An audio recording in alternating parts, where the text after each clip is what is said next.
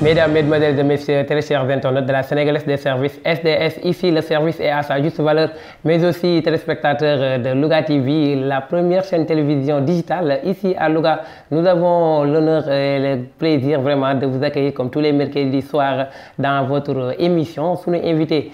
aujourd'hui, nous avons l'honneur d'accueillir encore, je peux même dire, un gentleman lougatois, un artiste hors pair, pétri de talent, je peux dire aussi l'ambianceur. En même temps, souvent, ce qu'on a l'habitude de dire, c'est quoi? Kokoy borom Ngéwël Mbaye. Pour ne pas aller trop loin, damay wax directement Fadel bonsoir. maa ngi lay siyaar Baye Fall bi. waaw Fadel ñu nuyu la ziar la am kontaan ak mbégte ñëw dara la fii ci suñu invité. waaw maa ngi am mbégte bu yaatu fekk si leen ci seen plateau bi di leen kontaane bu baax a baax ci initiative bi li may faral di wax naan fu waay ji du fekk fa mbaax lu am ci lu baax fa nga koy yóbbu lii nii wane na ni vraiment ay fierté Lougatois ngeen. maa ngi ciy kontaan bu baax a baax di sant yàlla aussi di julli ci yonent bi di santaat sama ñaari waajur di sant samay fans ak sama ay soppe ñi nga xam si ñoo ngi seetaan SDS TV yëpp maa ngi leen di bëgg. macha allah ñuy sant ñi nga xam ne ñu ngi seetaan SDS mais mën naa ne Fadel souvent suñu émission dañuy faral bu ñu dalee leen daanaan dañ daan bàyyi ñu dugg ci beneen fànn mu ñëw yëkkati gars yi gën a bëgg mais tey xam naa boobu dama koy réserver gars yi pour fàttali ko gars yi rek mais jusque tey bu ñu ñëwoon ne Fadel ñu laaj kan mooy Fadel Mbaye. waaw man Ndeye Niang la sama yaay tudd Fari Seck mooy yaayam Seck mënu mbég Biram Mbaye maa say soxna Njaay Mbay ma ca béeri Kelle Njoraa nga njaareem waaye nag maa Jóob Ñang la papaam tudd jëgg ma ci ni mbéeg mur ma yore caane ak ngoore Mbaye ma bay ba tóor ak soxna Mbay ba tóor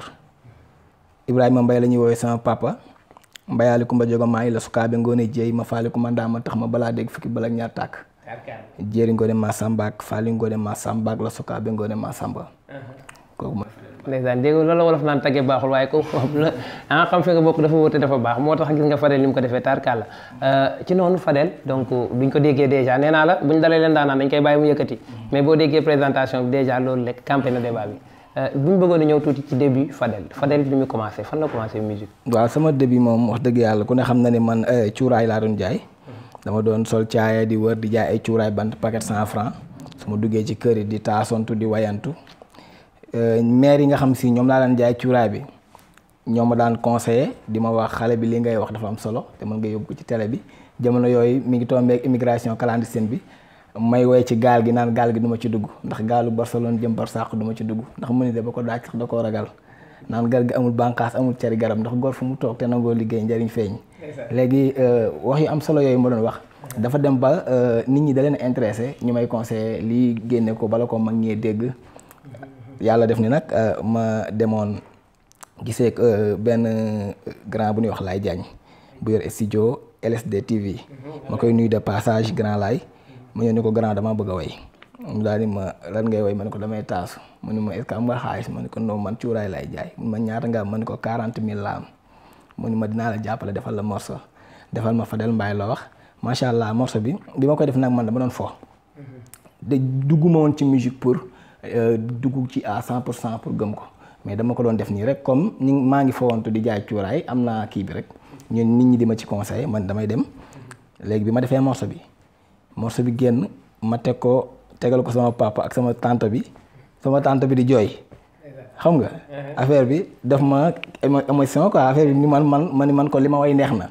morceau bi génn ma def benn V sama koñ inte 3 di def vidéo bi affaire bi réussir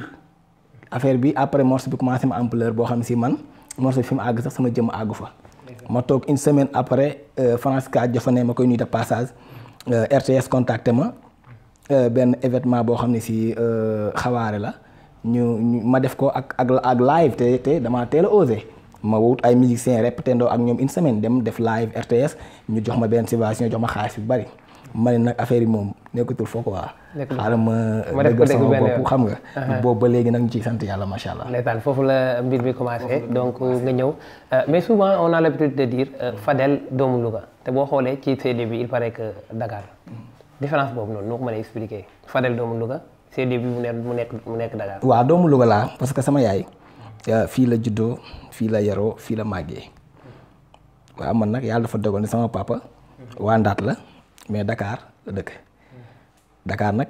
fa laa maanaam Louga fi laa defe sama enfance bi lu bari mais bi ma demee ba war a toll ci sama classe C1 C2 dañ maa yóbbu Dakar ci sama papa ma àggalee sama jàng foofu comprendre nga. mais nag doomu Louga laa. waaye nag Dakar dama faa am base mais Louga nag mooy dëkk bi nga xam ni vraiment guddi sama xol fi lay nekk. parce que awma lu dul njàmbur doomu njàmbur laa te dama fier ci Louga bi ma doon. macha allah doomu njàmbur te am fierté lool ci doomu njàmbur bi mu doon mais depuis bi nga commencé ak léegi événement yi est-ce que pratiquement yaa ngi koy defee biir Louga. événement yi nga xam yaa ngi koy dawal si parce que événement yi may defagun yëpp yu mag yi may def yëpp Louga laa ko jox. ba 8 mars bi passé ku ne gis na ku dugg ci internet bi aussi ku ne gis na événement boo xam si chaîne bu mag moo ñëw couvrir ko. xam nga Sen TV jël ko di ko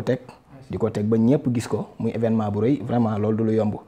wax dëgg yàlla ñun lépp lu ñuy def dañuy bay ci say oom man lu ma am Louga laa koy indi parce que damay faral di wax naan su ma amoon avion sax LG laa koy mité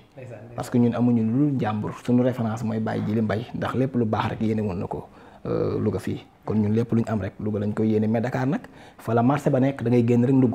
parce que Louga bëgg nañ seen artiste mën nañ ñoo apprécier léegi Louga dañoo yeewu macha allah dañuy jàppale seen doom vraiment par rapport ak bu njëkk dañu amoon problème comme lii jàppale la woo artiste Louga yi may leen fu nu waxee li dafa am solo bu njëkk amuñu woon lii ñu am léegi nag daf ñuy tax ñun ñu gën a góorgóorlu xam ne ñun suñu dëkk léegi ñi ngi taxaw nag pour jàppale seen i artistes kon ñun dem rek moo nu war ak góorgóorlu nekk ci lu baax. ndeysaan dem rek mu leen war comme ni ñu koy faral di waxee ici le service est à sa juste valeur toujours ngeen nekk suñu invité ici la SDS la sénégalaise des services en même temps ngeen ñuy suivre foofu ci Louga TV votre première chaîne télévision digitale à Louga mais Fadel ñu gis ne Fadel bi mu ñëwee ak aawa yi Fadel dafa def toj baa xam ne ñeneen ñi xaw nañ la mere ñaareel waaw transition boobu waaw def aaw mu yëngal def Fadel daal di feneen looloo baax ki nga ko way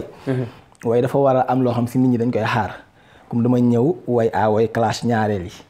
ça veut dire que ni gis nga way bu diglewul yeetewul rek ay naxaate la dama ñëw ni aawa jugal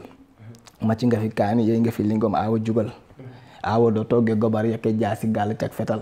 aawa doo ràcc toj ñetti bopp doo aaye xari di lëmbal xam nga dafa am yenn kii yoo xam ni du ba àddunay tukki du fi jóg xam nga di nga déglu way boo xam ni boo ko dégloo 2 mois 3 mois rek après buñ ko tegaatee doo ko bëgg sax déglu parce que leneen ñëw mais dafa am way yoo xam ne si it la ñuy doon ba pare fii ba àddunay tukki boo ko dégloo day mel ni tey lañ ko way parce que day am solo importance bi moom mooy tax aawa yi dama leen a way loo xam ni vraiment dama cee gis sama bopp parce que aawa yi dañ ma cee gën a bëgg gën ma ci jàpp ba pare ñaareel yi dama way comme si que ni aawa ñaareel ay doom bàjjen ak doom nijaay la parce que loolu dafa nekk loo xam ne dafa am solo gis nga bu njëkk kër yu mag yi aawa yi dañ daan toll foo xam si dañ leen di wàccee lépp aawa yi ñoom xam nga lu leen daan sant seggal café jox alaaji muy naan ñaareel ak ñetteel yi xale yu ndaw yi buñ daan dénkaane aawa bi la ñuy dénk dépense kër gi aawa bi lañ koy jox gis nga yooyu dafa am solo société bi aussi di ci bàyyiwaat xel di wax wujjee bokk wërsëg la rek comprendre nga wujjee jarul ñaaw bokk wërsëg la àdduna dafa amul benn solo te aawam ñaareel pour man ay doom bàjjen ak doom nijaay lan lépp dafa war a neex. nga xam nga Sénégal ak ay rumeur ñooy ànd léeg-léeg gars yi bon dañuy gis mbir génn rek gars yi ne bon Fadel dafa ñëw daal di yëngal way aawa yi mu neex lool ñu ne déeta waay Fadel daal di xaw ci viam tuuti mu ne est-ce que du ma seeti ñaar mu seetee ñaar aawa ne kon baal ma delluwaat est-ce que du noonu moo tax affaire yi xaw a demee noonu. non du loolu sax xam nga nit ki moom ku nekk ak sa destin ak ku nekk li la yàlla di la natoo parce que ay soxna moom yàlla moo koy def ci nit voilà du loo xam si nit moo koy saakul boppam nit yor na ay milliards te mënut a yor benn waaw am na loo xam si moom mbir suñu borom la. mbir suñu borom la voilà mi ngoog toujours ni mu leen ko waxee rek nee naa la kon awa yi yéen a ko dégg noonu ñaareel ñetteel yéen ñëpp ba ci ñeenteel li mu def loo am solo parce que nee na la comme que loo xam ne ci société bi la te boo ko dégloo day mel ni que ne wayu tay la par contre wayu na ko bu yàgg boobu ba léegi mais ba tey Fadel bi mu ñëwee ci musique bi il paraît que dafay xaw a am des fois benn day mel day xaw a nëbbu tuuti yëkkati ko waat lan mooy waral rareté boobu noonu. waaw xam nga liggéey moo demee noonu actuellement nii dama nekk ci liggéey nekk ci sama carrière di ko def ni mu waree di ko def comme ni ma ko daan defee mais dafa am jamono yoo xam si day laaj nga reculer tuuti pour mieux sauter mais du ça veut dire que ni Fadel dafa off wala dara chaque jour que dafay ñu ngi ci liggéey mais li am fooy toll da ngay nëbbatu nga liggéey loo xam si bu génnee nit ñi consommer ko déjà dañu mujjee def single aawa bi mu ñëw def buzz avant ñuy def single aawa bi dañu ñëw jéegi tey la ñëw remix ko morceau bi nga xam si moo tax ñëpp xam Fadel Mbaye bi ñu leen indilee remix bi def ko vidéo bu am taar macha allah nit ñëpp apprécier ko te lay di ko teg ñu ne nag pourquoi pas avant 8 mars bi ñu leen indi leneen ñu indi leen aawa bi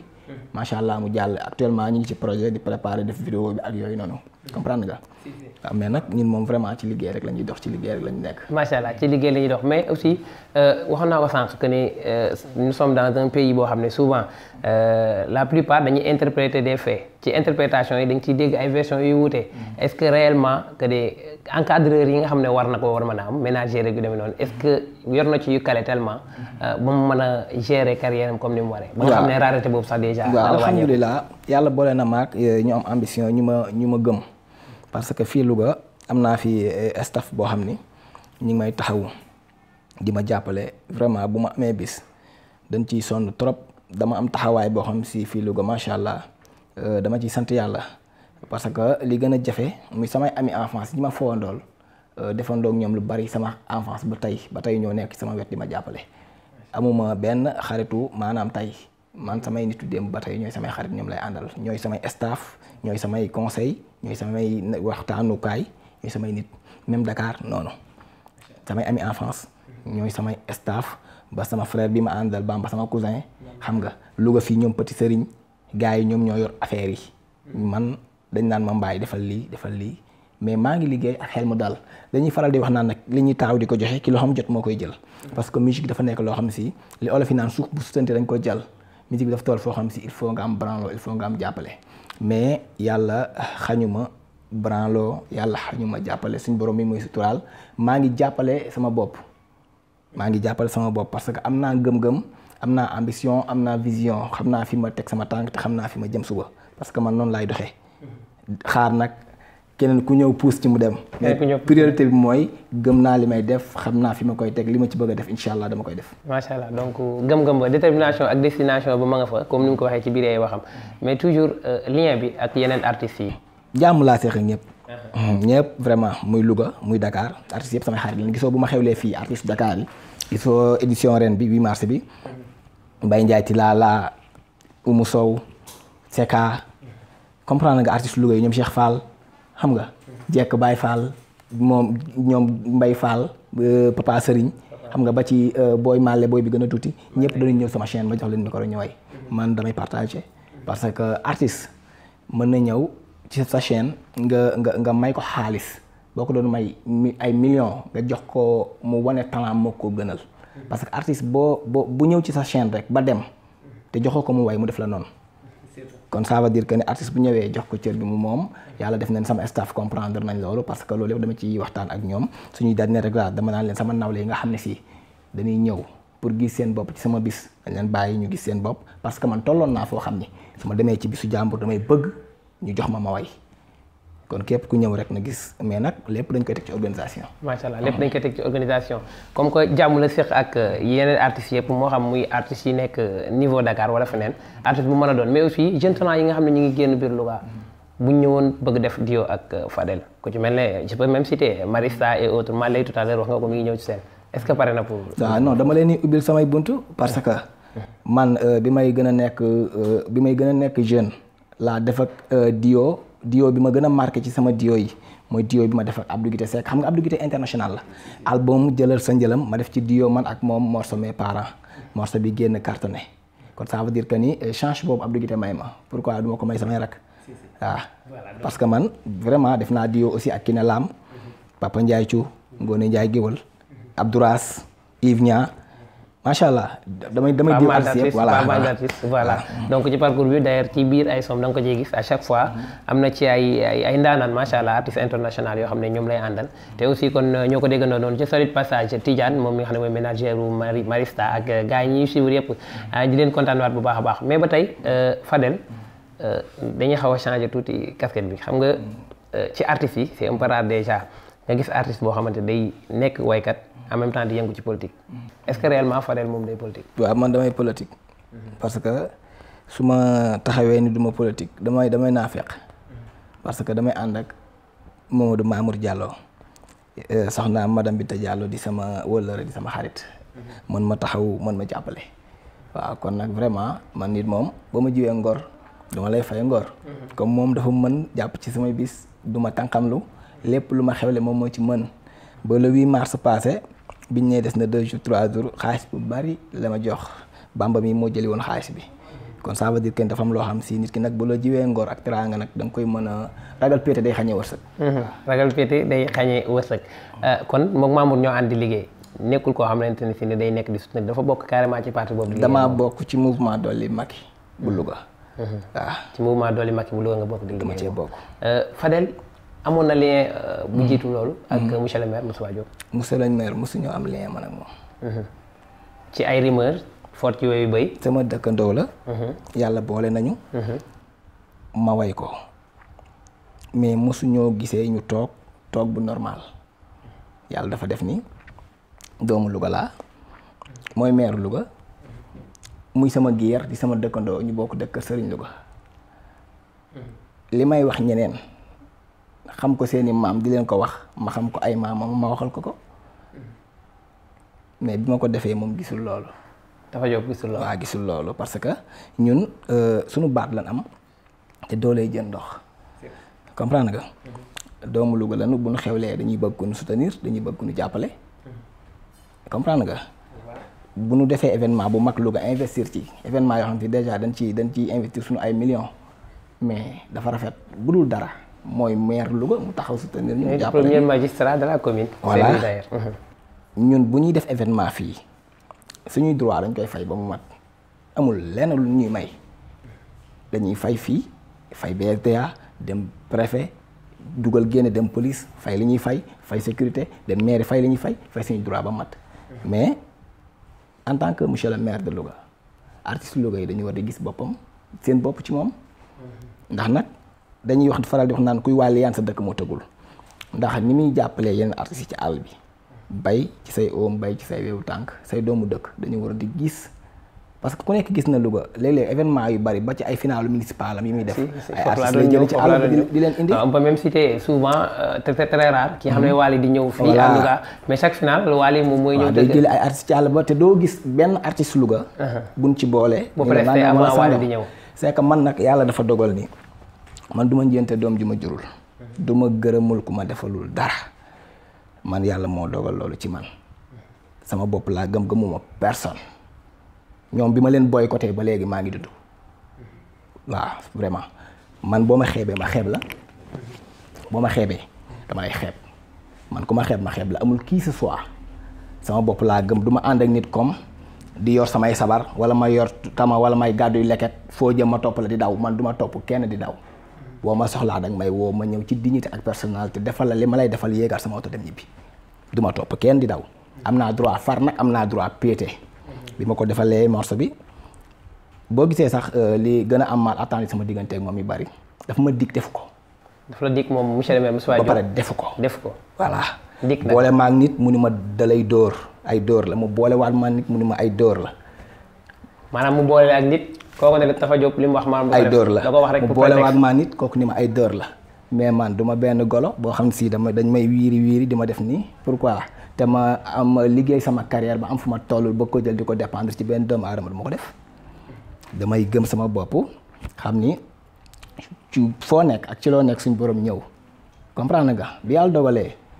ma boycotté toog mais ñi bëgg ànd ak man ñëw nañ ànd ak man ñu ànd liggéey te boobu balee ñi ngi ànd ci ngor ànduma kenn nag ndax alal barke Seydina Muhammad ànduma kenn ndax alal mais damay ànd ak nit ak ci sincérité ak dëggu comprendre nga parce que dafa neex nit ki bu dul événement bu dul dara ngeen yëgante nga soxla nit ku woo ko jot ko dafa neex nga message ko mu tontu la ngeen am affinité affaire bi du alal du xaalis du lii macha allah ñi ngi sant yàlla mais nag dafa neex yëg-yëg bi dafa am solo ñun ay doomu Louga lañ man su ma amee lu ma naqari ci monsieur le maire ci xoolal damay woo presse bi toog wax man doomu Louga laa pays démocratie lañ nekk nit ki boo amee lu naqari danga koy wax dama gëm sama bopp man gëmuma doomu aadama sama bopp rek laa gëm ak ku mënti doon na kuy doomu Louga te di fierté Louga da nga war a taxaw di kaas say du loi doomu Louga day gëm boppam doomu Louga day bëgg boppam te ci fierté boobu pour mu gën a dem ñi nga xam ne ñoo nekk ci tête bi il faut que aussi ñuy soutenir ñi nga xam ne doomu Louga lañ non seulement di leen représenter biir Louga mais partout fu ñu dem dans le monde dañuy représenter encore Louga donc en tant que magistrat yoon la woon mu ñëw gën a jàpp côté boobu bu ñu déggee bu baax a baax. non man moom vraiment comme woowatuma ko sax pour mu jàpp man ba may soxla mu jàpp ba ma koy soxla dëgg jàppul tey nag macha allah maa ngi demal sama bopp maa ngi soxla jóge ko daanu amaguma dara nag mënaguma dara suñu borom moo mën mais yàlla bàyyiwuma maa ngi góorgóorlu te ñi ma nekkal suñu borom ñu ngi def ñu ngi may comprendre ñu ngi liggéey ci bu mu am solo ñu ngi gis seen bopp ci man maa ngi gis sama bopp ci ñoom vraiment kon nag wax dëgg yàlla moom loolu moom. dama ko kii woon sax mais xam nga comme c'est une première bi ma toog ak yéen faaw ñu leeral waaw voilà te souvent ñu rappelé waat bu baax internautes yi ñu suivre ci la Sénégalaise des services en même temps foofu ci Louga TV dañuy wax tout le temps rek bon yenn exclusivité yi dañuy soxla di ko am fii tarkal comme on l'a fait à l'instant même avec ki nga xam ne mooy Fadel Mbaye mu nekk nag ku ñëpp di safoo vraiment rawatina ci aar bi nga xam ne ci lay yëngu nee na wax naa ko sànq bu yëngoo gars yi xam ne ngéwal yëngooti na parce que bu taasoo gars yi dañuy kontaan dégg nañ ko ci biir wax fa mu dooree ca cuuraay ya ak yu ni mel est-ce que ñu mayaat loolu tuuti nu daan jaay cuuraay dama daan wax boo taalee mu gon goni boo taalul mu gon goni tenkoo taal mu gon goni yaay wallul sa doom naaj wi dafa tàng caaye ji diis yaay wallul sa doom njaboot ko ñee mës nga koo yërëm yaay wallul sa doom yaay dina ma wallu te dina ma wallu te dina ma wallu kala gi ci bopp ci ndigg la njëkke di nga ma wallu bu ko defee nag yaay booy yaram bi daw mu génne ñaar fukki jox ma xam nga ambiance bi foofu xam nga jaay marketing la loolu nag moo ma def tey lu ma doon vraiment loolu bu ma gisee ku ma koy rappeler damay kontaan sama xol day sedd parce que kuy fàtte démb rek sa démb dafa jagul waaw te ku fàttali la fal lay fol léegi ñëw macha allah ku fàttali la fal lay fol léegi ñëw gis nga bàkke bi nga xam ne moom la daan jaayee cuuraay macha allah ba egg fii tey mais ñu duggaat ba tey ci xuusaat tuuti Fadel ginnaaw nag ba mu duggee ci musique ba alhamdulilah yàlla egg ak andi ko fii nii est-ce que réellement am na ay projet tamit nag mi ngi koy jàppale waa Louga fii nii waaw man vraiment lu ma am yëngu naa ko social et autres waaw damay dox ci social bu baax a baax vraiment damay dox ci social bu baax damaa mënewul nag di wax lii laa def naa ni def naa nangam mais fi ma dëkk muy ginnaaw raay ku leen dégg micro ni leen ndax Fadel Mbaye day dox ci social dinañ la ci wax lu leer voilà man damay dox ci social bu baax mais lépp lu may def dama koy def te yàlla rek tax duma ko def pour di ko wan ma Samba wala ma Demba waaw voilà donc li muy def moom defu ko pour kenn day def te yàlla tax mais ba tey Fadel comme ni ma ko waxee sànq ci projet yi ñi nga xam ne ñi ngi siiwul Fadel di safoo Fadel bëgg loolu Fadel ana lan lañ xaar fi mu nekk nii waaw nañ xaar Fadel Mbaye ak ay bagages yu doy waar parce que actuellement nii wax dëgg yàlla li ñu liggéey lépp liggéey naa album pare na ma teg comprendre nga li ma liggéey bu ma ko génnee tubaarkàlla nit ñi consommé ko mais comme dama ay liggéey ñoo xam ni vraiment damay déglu aussi seen xalaat parce que liggéey noonu la wala yàlla boole staff boo xam si da nga leen di déglu parce que ci ay projet de vidéo ak yu bari yoo xam si muy benn label boo xam si dañu commencé liggéey yàggul ku ci nekk da ngay ñëw nit ki boo ñuy am foo ko fekk da ngay bëgg am foo ko yóbbu te ñooñu aussi il faut ngay déglu seen i xalaat et tout dama bëggoon a lancer album bi mais comme ñoom tamit dañu ñëw indi seen benn stratégie bu bees il faut ma fekk si leen ci comprendre nga mais nag pour le moment album bi ci leen coppate morceau aaw bi ci leen coppati jox leen ko mais album bi am na yeneen morceau yoo xam si dama signé ak label bi chaque 3 mois dañ leen di indil single bu bees ak vidéo bu bees chaque 3 mois dañuy indi single bu bees indi mu ànd ak vidéo album bi ñaata titre koy composé non album bu xolal bu ma neexee def album 15 titres wala 20 oui choix wala lu ko ëpp choix la comprendre nga parce que dafa am loo xam si dafa am gis nga musique dañuy weetal ak man nga liggéey soo génnee ma si gél la musique amul tricher du fenn moom ak instrument ñoo yam boo weetee nga làqatu nga lalu nga liggéey boo génnee ñu xam ne kii liggéey na amul tricher comprendre nga si voilà macha allah donc amul tricher donc kon ñu xaar ne album bi mën na ñëw bon ak titre yoo xam ne fooguñ ko foon mais ci album boobu noonu est-ce que mën nañ jot ne comme sànq ni mu ko waxee jigéenam di Soxna Mamour wax nga ko sànq ci biir wax yi ñi ngi xaar loolu est-ce que mën nañ xaar loolu ci biir album bi wala nga way ci waa doole mais way naa leen Mamadou Diallo way naa ko morceau boo xam si campagne yi passé moom la campagne yi Diallo ngi ñëw yow déggoo loolu. Diallo ngi ñëw waaw souvent. da ngay am na lu may gis te gisu leen ko. waaw fii parce que dañuy romb ci déjà ci kii bi ànd ak moom di dem. xam nga non Mamadou Diallo. dama koo way. déggoo li ma la wax de Mamadou Diallo dama ko way mais avant morceau bi génn morceau bi dafa def buzz maanaam buzz bi moo jiit sorti morceau bi. dama ko way invité ci sama benn grand bu baax Demba Gisee maa ngi koy nuyu de passage. Demba Gisee fierté ay pulaar yi la. Demba Gisee ndaanaan la. international la. ma ni ko Demba damay way Mamadou Mamour Diallo te comme moom tukulóor la bëgg naa mu gis ci morceau bi culture tukulóor. Demba ni ma loolu ça m'a fait plaisir. ñëw studio ñu toog ñu arrangé morceau bi mais challenge yi ñu def ci studio bi rek dañ ko tas rek déjà affaire bi def bomb. explosé carrément mouvement dool bi yëpp dama xëy gis ñëpp moom lañ estati. si parce que ak époque bi aussi tamit dafay jouer. voilà nous sommes dans une ville boo xamante ne puisque monsieur le maire est là. Mamour est là les autres sont là. mais boo xoolee pratiquement benn partie la mais. ba pare nag dara dafa am lu ma gën a neex ci loolu. gis nga dafa am lu ma gën a neex ci loolu. gis nga yëg dafa neex. gis nga morceau bi ma ko defee bi single bi génnee. single bi ma ko génnee. billaahi wallahi taalaahi tooguma 2 jours Mamadou Diallo jël téléphone am woo ma barke Seydina Mohamed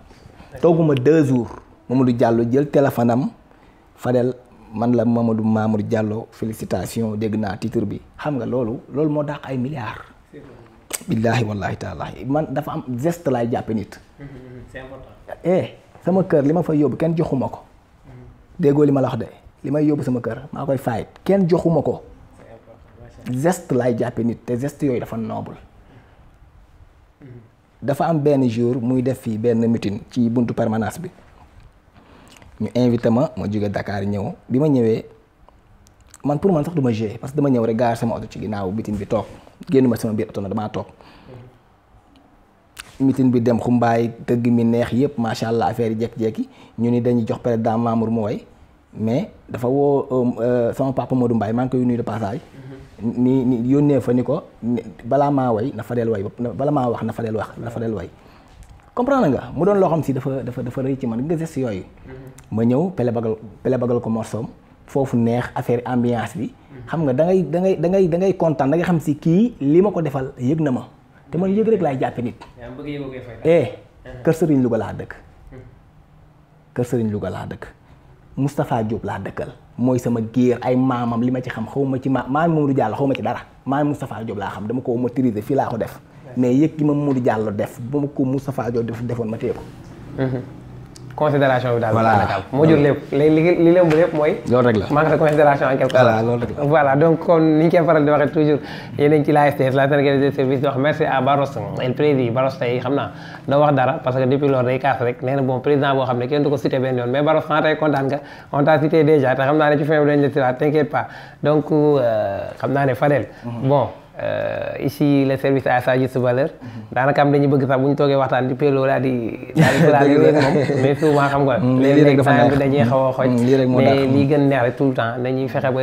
di servir encore une fois ñi nga xam ne ñooy internet yi ñuy suivre mais aussi téléspectateurs yi ñuy suivre foofu ci Louga TV votre première chaîne digitale ici à Louga xam naa ñu ngi ci cëppaandaw gi mënul ñàkk na am na ñoo xam ne ñu ngi jàpp ci combat bi te defee ndeysaan nga nuyuwaale leen en même temps waaw di sant rek waa Louga di sant sama ay fans parce que ñooy première ñi may jàppale mooy ñi nga xam si ñoo ma njëkk a gëm taxawal ma fans club nekk sama ginnaaw di ma dooleel di ma jàppale ñooñu laay njëkk a sant di leen gërëm vraiment parce que tey jii lu ma am ci musique ak fu ma toll ci musique ñoom am nañ ci part de responsabilité di tàllal sama loxo nag sénégalais yëpp di leen wax nag na ma ñëpp sànni ay ñaan parce que yoon bi ñu nekk metti na diis na neexul di sant bu baax sama staff ñi ciy jàpp di sant bu baax sama ay soxna di sant sama njaboot ak sama yaay vraiment di sant sama cousin Khadim moom aussi mi ngi sama wet di ma dooleel sama grand Serigne Ibra xam nga mi ngi sama wet di ma jàppale yamalewuñu maag dara di jël nuyoo fans club bi ak sant bi ak gërëm bi di ko teg ci loxo président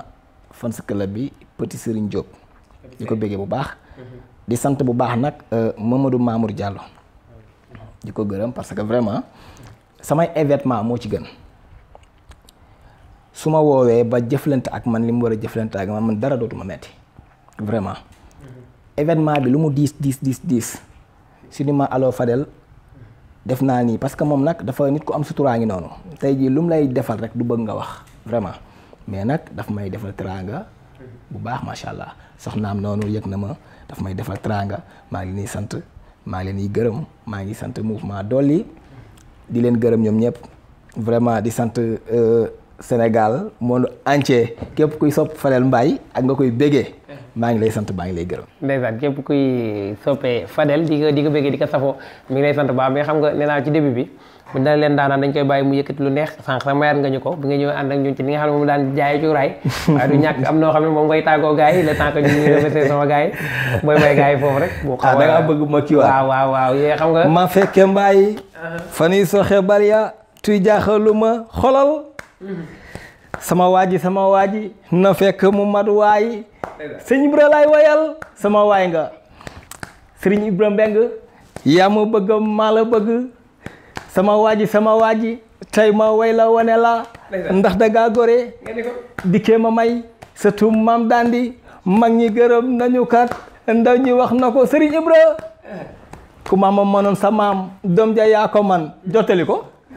ku baayam mënoon sa baay sët ba yaa ko man sama waay nga maa la bëggam yaa ma bëgg sama waaji tey ma way la wane la ndax yaa ma ko ji yaa dis gor xolal jàpp tëwa bàyyi as goro ko man yaa dis gor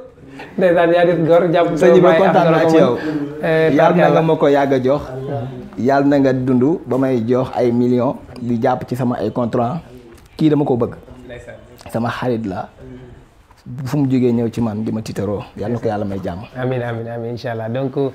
mi ngi doon ndeysaan am kontaanaat bu baax ak mbégte donc di wax encore une fois merci à Laye Deli mu ngi doon jàkkaarloog man caméraman boobu artiste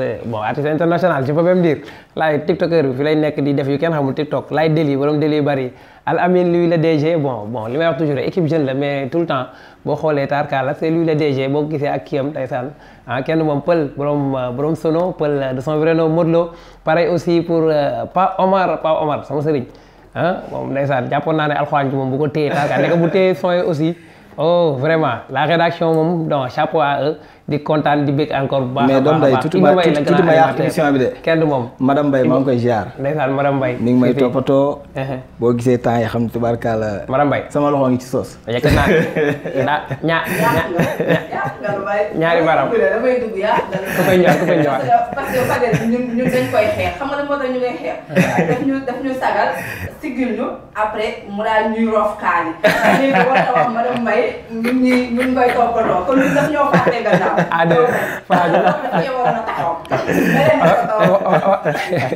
merci à maman laay merci à maman dégg nga ko ndeysaan li wax léegi Fadel nee naa bi mu ne merci madame Mbaye tàllal naa ko ci 2 doigts merci madame Mbaye je comprends pas parce que au début Fadel ñëw na xam nga dafa ñëw ànd ci accompagne bi quoi ñëw ànd ak jëkkëram xam nga yoon la ñu wax ko merci mais nag xam nga sànq dama ni di sant sama ay soxna xam nga maas naa mais nag xam nga. buuru wala xaritu buuru wala xaritu. buuru këram wala xaritu jëkkëram. xaritu laa àndal mais buuru këram mi ngi fi di baax kenn gënu ko. léegi moom ma tee dof. mi nga kon ñu koy sant de passage pour maman gën a kontaan ñuy bëgg ak baax ki nga xam ne mooy buuru këram di ziar aawa yëpp di kontaan ci ñaareel yi parce que nag ma ne luñ mën a wax aawa tamit ñaareel yi man ñoom laa àndal dëgg neexul ànd naag ñetteel yi ànd naag ñeenteel yi ànd naag aawa yi ba tey. waaye li may wax tout le temps rek góor ñëpp ndeysaan ko ci nekk yàlla may li nga bëgg ci soxna bu dee ñeent nag moom la islam santaane jigéen ñi yàlla ku bëgg lu ji yàlla boo ko am waaye yàlla góor ñëpp takk ñeent jabar gars yi dañ koy xel di wax maman maa ngi kontaan ci yow merci encore une fois donc xam naa ne bon li leen leen andi loon tey Mami Mbaar Ndiaye la gars yi gën a xam Mami Mbaar borom Ngidil FM sama journaliste boobu noonu ndeysaan très prochainement maa ngi koy waxaat internet yi xaar leen ko bu baax moom dina ñëw gars yi ñi ngi ñëwaat ci lu am solo li nga xam ne mooy ramassage de la semaine incha allah ak rédaction bi gars yi ñi ngi ñëw ci loolu mais aussi les délits du coach très bientôt fii lay doon toujours fii la Sénégalaise des services SDS ici le service est à sa juste valeur en même temps li ngeen di gis fii ci SDS da ngeen koy gis foofu ci Louga TV di votre première chaîne digitale ici à Louga kontaan ak mbégte la di leen félicité waat di leen wax encore une fois waa Louga TV Père Mbacke laa koy wax sunu père sunu maam di ko wax félicitation gis nañ ne li nga xam ne mooy programme bi mu doon couvrir mën naa ne pour une première mu def lu exceptionnel lu extraordinaire toutes nos félicitations encore une fois Père Mbacké